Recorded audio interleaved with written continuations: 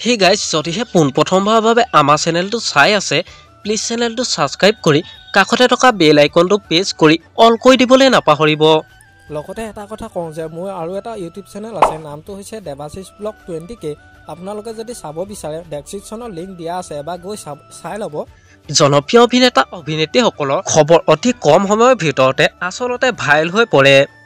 প্ৰেম বিবাহৰ পৰা আদি কৰি বিবাহ বিচ্ছেদীয় বিষয়বোৰো মানুহৰ চকুত অতি সোনকালে দৃষ্টিগোচৰ হয়, কিয়নো তেওঁলোক চেলিব্ৰিটি। আজি মই এনে দুগৰাকী অভিনেত্ৰীৰ বিষয়ে কথা ক'ম, যি দুগৰাকী অভিনেত্ৰী বৰ্তমান স্বামীৰ লগত কোনো সম্পৰ্ক নাই। অসমত জনপ্ৰিয় অভিনেত্ৰী গীতাৱলী ৰাজকুমাৰী। তেওঁ বিবাহপাশত আবদ্ধ হৈছিল অভিনেতা হিৰণ্য দাসৰ লগত, আৰু বৰ্তমান গীতাৱলী ৰাজকুমাৰীয়ে তেওঁ কন্যা মানাৰ লগত একেলগে থাকে। মানা এতিয়া বহুত ডাঙৰ।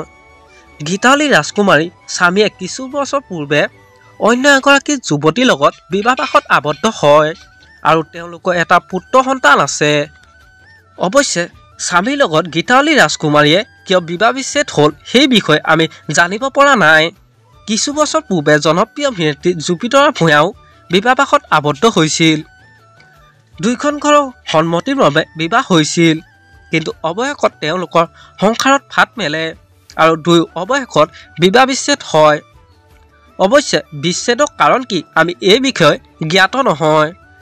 পাছত যদি কিবা আপডেট পাওঁ মই আপোনালোকক নিশ্চয় জনাম। আমাৰ আজি ভিডিঅ'টো আছিল ইমানেই। আজিলৈ বাই বাই।